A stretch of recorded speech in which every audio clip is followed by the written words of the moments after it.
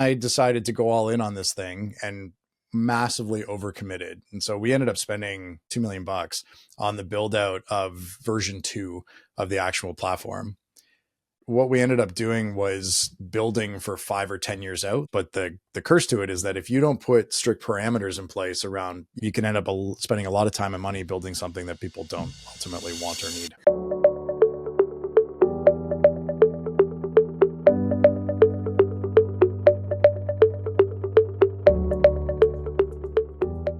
Hi, I'm Mike from Connect CPA and your host at GrowthTales. Today we have founder and CEO of Actionable, Chris Taylor.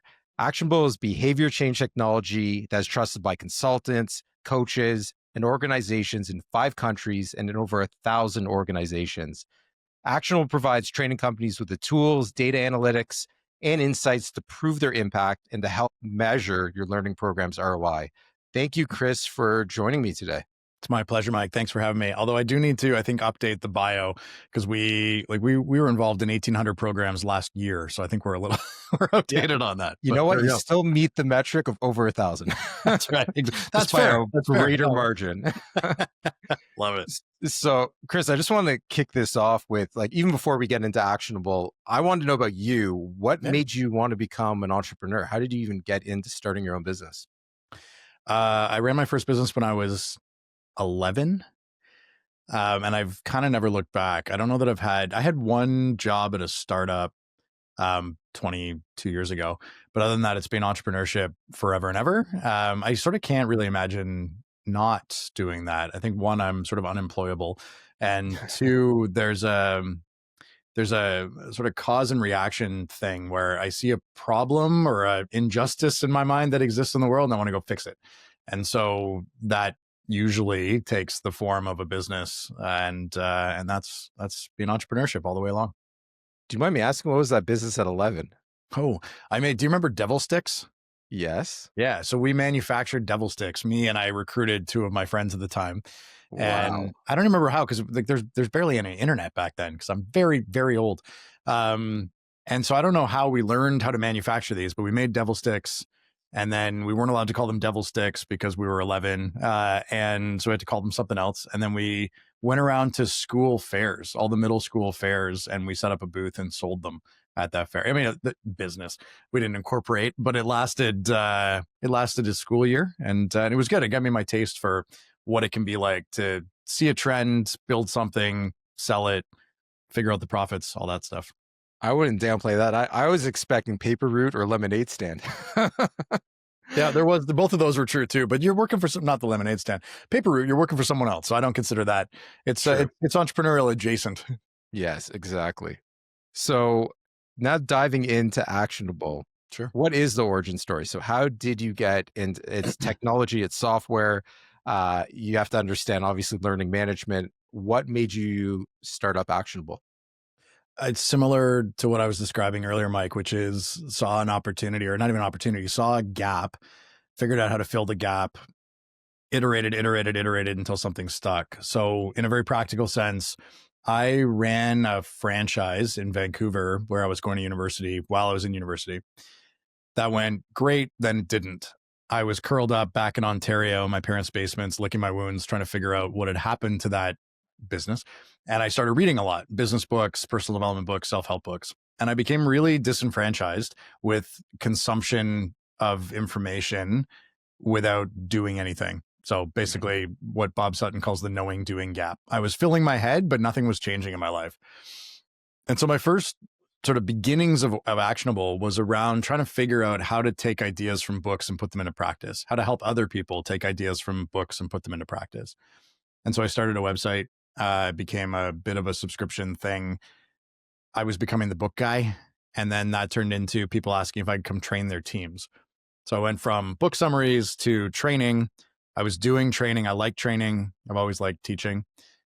And nothing was changing for my clients, or I didn't have any visibility as to whether anything was changing for my clients. And I felt, still do very strongly, that the point of training is to drive change, not to deliver content at people. And so I became really obsessed with workplace learning transfer. Basically, how do we take ideas that are shared in a training session, things I'm inspired by, and help make those behaviors stick? And so that was really the beginning. I hired a guy off Twitter because I'm not a coder. I hired a guy off Twitter, and it was called Twitter at the time, to build the initial version of what's now Actionable. And it's just been a whole series of iterations over the last, that was 19 years ago, almost 18 years ago. And so lots of iteration and continued development. Wow. So what was that first piece of building software? Because like I've always wondered this, like when you don't come from a computer science background or software engineering background, how do you you found a guy on Twitter. Yeah. How do you know that the code quality is there? How do you know that it's going to be able to meet the standards that you have? I guess all you can really gauge as a business owner is that UI experience. Mhm. How did you deal with that? Like not coming from like a technical background. Yeah, I mean, I can tell you all the things not to do. So yeah, I think it's exactly as you described, though. So keep in mind, too, that we're in a very different world in 2025, 26, depending on when people are watching this, than we were in like 2008 when we started this thing. Vibe coding, yeah. Yeah, like vibe coding. But even before the actual build, the focus on data security and privacy, the role of AI at all wasn't a thing.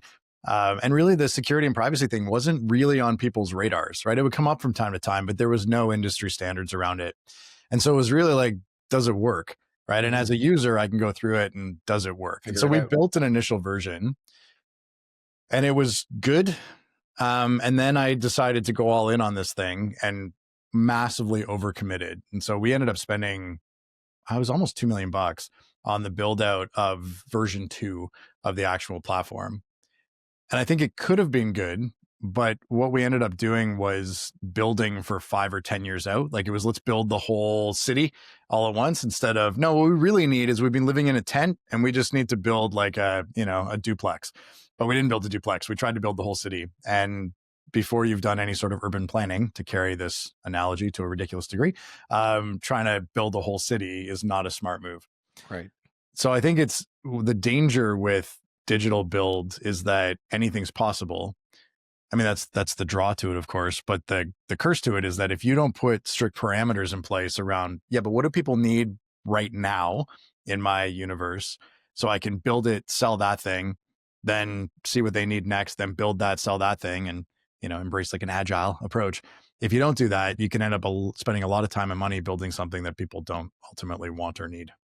Wow. So I want to double click on that a bit. $2 million. So obviously today in the world of Lovable, be able to take low cost risks and spin something up.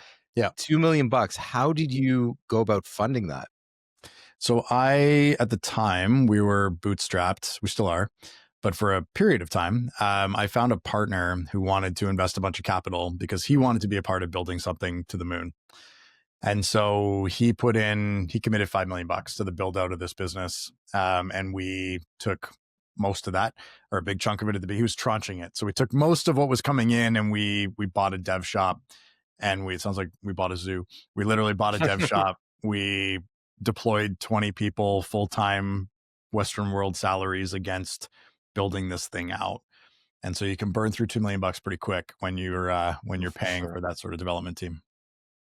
Okay. So, and look, like you guys are smart. So $2 million, again, it's a big absolute number, but it's all relative to who your ideal customer is or your ICP. So who were you planning on selling to back then? Who's the ideal customer at the conclusion of a build like this? Like who are you targeting? Yeah. So, I mean, this was 8 years ago, and I would say it was well, I'll put it this way. We don't use a single line of code from what we built over that $2 million spend. So it did not work. Just for anyone listening or watching, that was not the right approach at all. That business partner, for completely unrelated reasons, ended up going to prison about halfway through the deployment of that capital. So that was a whole thing.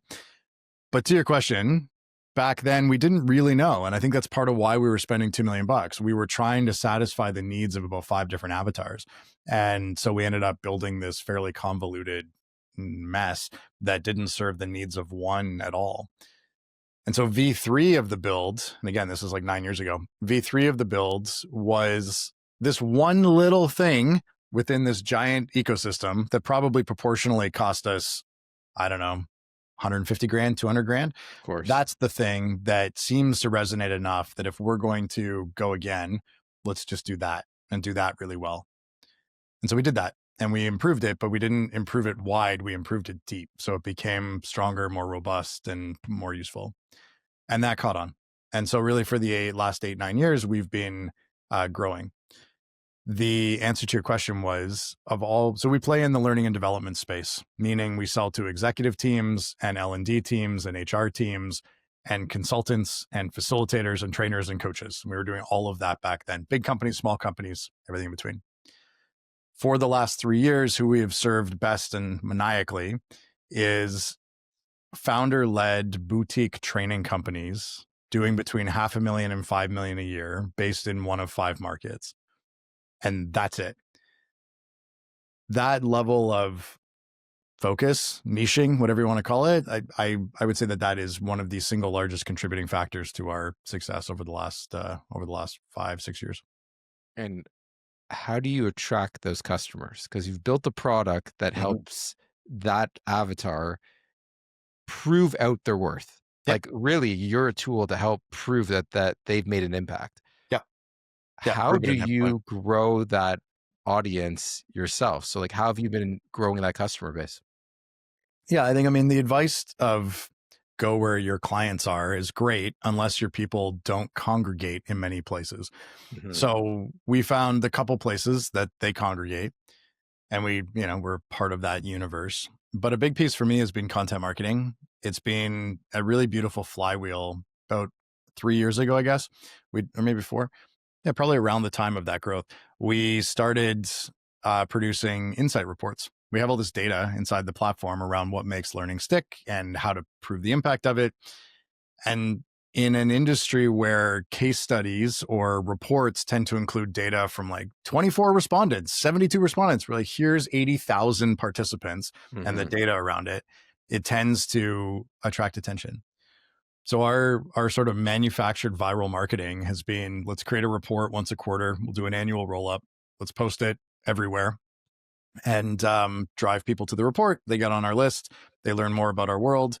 And then we do strategic and infrequent invites to come to a workshop, which is like a 2-hour session where we can dig deeper on applying some of the stuff to their work that makes the tech the obvious next step. Wow. And are you doing this all yourself or do you have agencies involved for the marketing piece? Yeah, no agencies. We have an in-house team. So I've got 13 on the Actionable team. And so most of that is, we've got about half is engineering, and then about 30% is like partner success, client services. And then we've got a couple people on the marketing and sales side. And do you track, I'm guessing you track the metrics on this. You did this 3 years ago. Can you see how much of your lead flow is coming from that content marketing versus like referral? Or because I'd imagine you get a lot of referrals too, meaning someone makes a big impact on their customer, like you've got to have this in your toolkit. Yep. Do you know what that split is offhand or maybe not? Referrals probably still make up, I don't have it like at my fingertips, but it's probably still 35% of our client growth, not leads, but clients. I don't track it at a lead level. Honestly, we wait until they're signing and then figure out where they came from. And then about a third comes from this report strategy that I described. And then about a third comes from hearing me speak on podcasts, stages, etc. Wow. And do you go to any events? Like you mentioned, like you have a very specific ICP, meaning like you're like a specific revenue, it's learning and training companies. So it's like, I can't even think myself of like, where do those people live? I'm sure you've done research of like what events and stuff, but do you do in-person events and things to try to seek out building relationships with that ICP? Yeah, absolutely. And I used to do, so there's a couple thoughts in here. So one is the fishing net analogy. So I get really specific around who we're targeting, and then we go to the places, which we'll talk about in a sec, but we show up where they are as much as we can. We create content to attract them. But it's the fishing net analogy where you might be fishing for tuna, but you're still catching a bunch of other fish in the net. And that happens. And we do work with, enterprise organizations. So, large scale household brands, their L&D departments, we work with them. We don't focus on attracting them, but we do work with them. Same thing with smaller, earlier stage consultants that aren't at the $500,000. We have other vehicles to help them get to $500,000 and to use some of the tech. So we do have other offers. But as far as events, I used to a lot. Then we had a kid. Then COVID happened. Then we had another kid. And so I deliberately for about What do you have, by the way? We have 2 boys and a dog. Nice. Oh, Nice. yeah. Thanks. Yeah. So I used to do it a lot. Like I was on the road at least a couple times a month. I deliberately took about a 6-year hiatus. And then last year I just started again, back on stages. I got a book coming out next year. And so we'll use that to get more stages in the fall. But yeah, there's a lot of HR. And you wrote a book? Where did the time come from to write a book? Where did that come from? I have an exceptional wife. So okay. Yeah. Okay. Sorry to interrupt, but yeah. So you're going back on stage for the first time, and you have a book coming out. Yeah, that's right. And so I find that there's events like HR events or L&D events where maybe 15% of the audience is my target client, maybe, but that's fine. Like they're there, and then we sort of connect because other people are buzzing about it, and so we, they come find me because their clients are talking about it. So, yeah, it's amazing, and I don't want to pivot fully, but I'm kind of curious here. I normally ask about challenges in a business. You mentioned $5 million, $2 million spend, your partner going to jail, like all this stuff going on. mm-hmm. You've already kind of given away, I guess, some of the biggest challenges, but but maybe there has been bigger challenges. What have been the biggest challenges in getting to here? Because you've been doing this a long time, Chris. Long time. Probably a lot of ups and downs, but if you were to give me like the top 2 biggest challenges you've gone through leading into 2025, what would you say they've been? Yeah. So let's go one micro and one macro. So on a micro basis, yeah, my business partner going to jail, and halfway through his deployment of capital was, I would say, sort of a life-defining challenge. He was based in Australia, or still is, I assume. He's no longer my business partner. Mm-hmm. But so it was literally the middle of the night that I got the call from his ex-wife saying he's in jail and the money's not coming. So that kicked off basically a 4-year journey of not knowing how I was going to make payroll at the end of each month with a newborn. Wow. And a wife who had just had a C-section and trying to, in a 3-story walk up. So there was, woe is me, but that was really trying. And the balance of, I think the biggest thing for me on that was that it was an ego reset, because my approach had historically been, I will just get it done. So I'm going to follow the path that I set, stubbornly, bullheadishly, ignoring reality until I reshape reality to my will. We were burning $300,000 a month and I had $400K in the bank. There is no reshaping your reality. Like I said, well, I'm going to keep everybody. I'm not going to let anybody go. It's not fair to them. So I'm going to keep everybody. Right. 8 months later, I let everybody go and I had a whole bunch more debt. Right. Yeah. So not everybody, but a lot. And so there's things that really sort of punch me in the face around, you can influence things, you can set a good course, but you don't get to decide how the world operates. And I found that really humbling and helpful. And I think it's made me a much smarter business operator. Yep. So I'd go with that as my micro one. Any follow-up questions on that before we move on to number 2?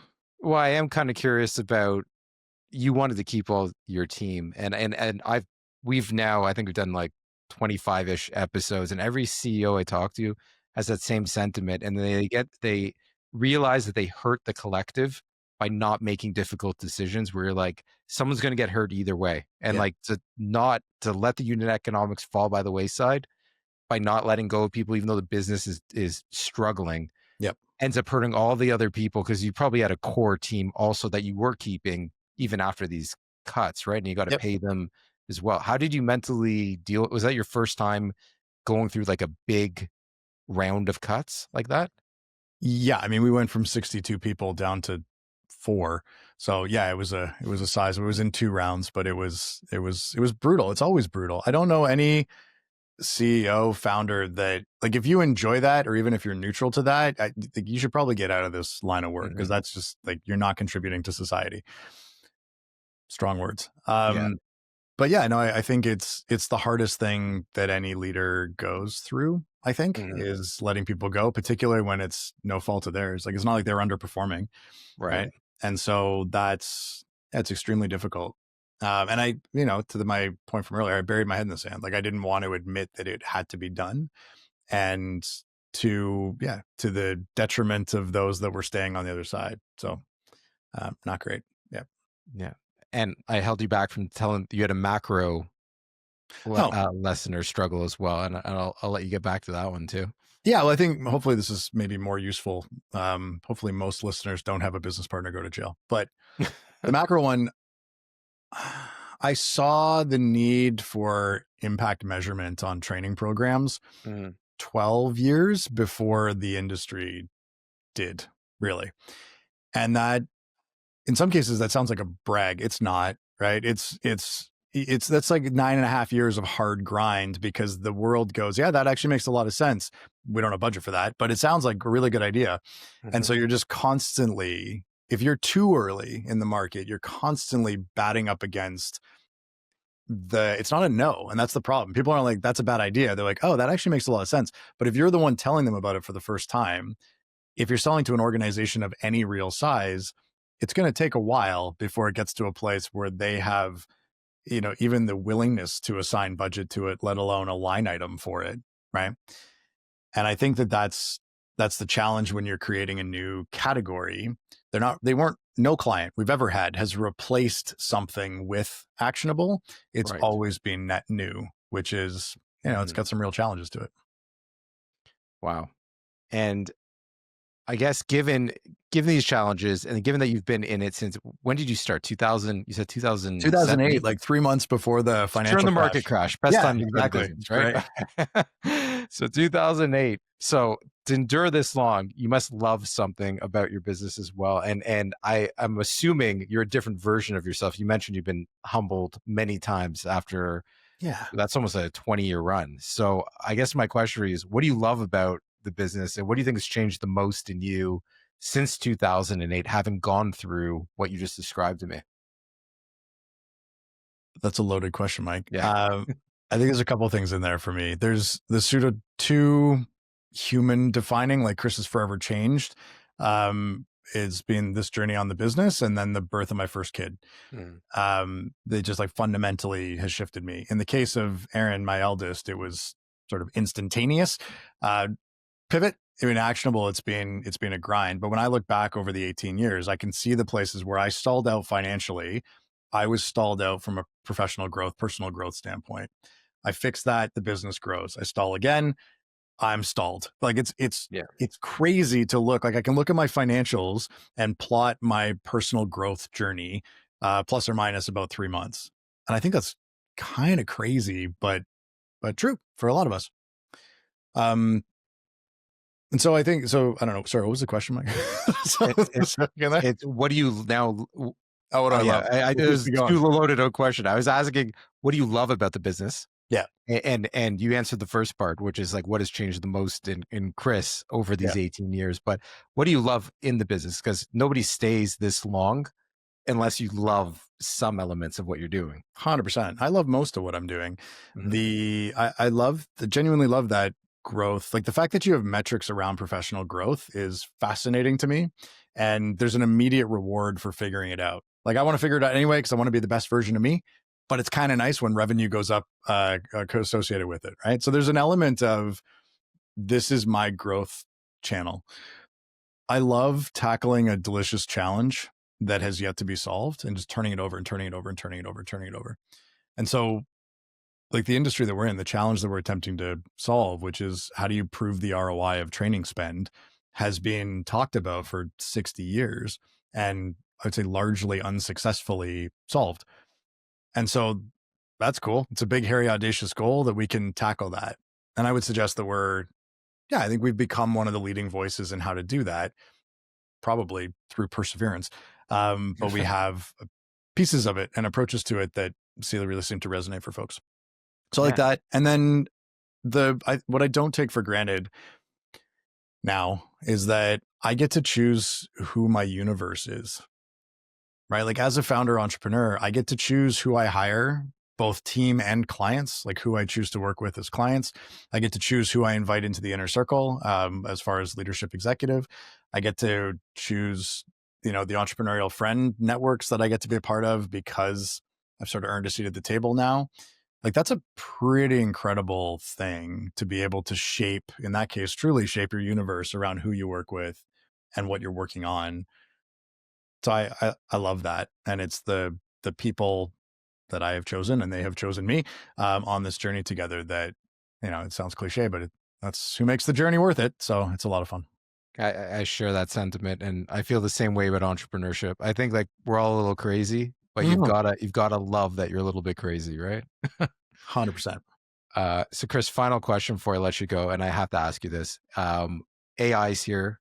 It's obviously everywhere. You're seeing it in the news all the time. Mhm. I know you've probably been thinking about it in some respects related to Actionable, but given where technology is going Yeah. and this AI boom happening, where do you see Actionable going over the next 3 to 5 years? Like what's in the roadmap or the vision that you have right now from 2025 onward? Yeah. I think a lot about AI, like most of us. I think we were intentionally slow, like 60% intention on actually adopting AI sort of at all beyond Hmm. basic GPT usage. Yeah. Um, and part of it was figuring out what we wanted to do with this, right? I didn't want to just slap stuff on. I think there's way too many products out there. It's like, here's the product, and now there's this AI It's just a thing. feature, Right? just like a Yeah, like little feature. It's just like a skin on top of ChatGPT. Yeah, and that's mainly what you're seeing out there. Yeah. yeah, and I just like it's just creating more noise, and I'm not interested in that. So we've thought about this through three lenses. One is internal efficiencies. So what can we stop doing? So all that stuff that's manual and should be anyway automated. So that's fine. Inside the product, there's been the short term and the long term philosophy. Short term is theory of constraint. Where do our clients spend time inside our platform, and how do we actually speed that up so they don't have to spend as much time inside the platform?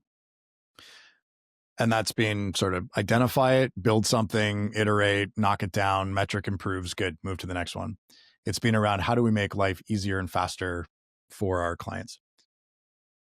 On a macro level, I think we're going to a place where websites, screens, dashboards aren't really a thing.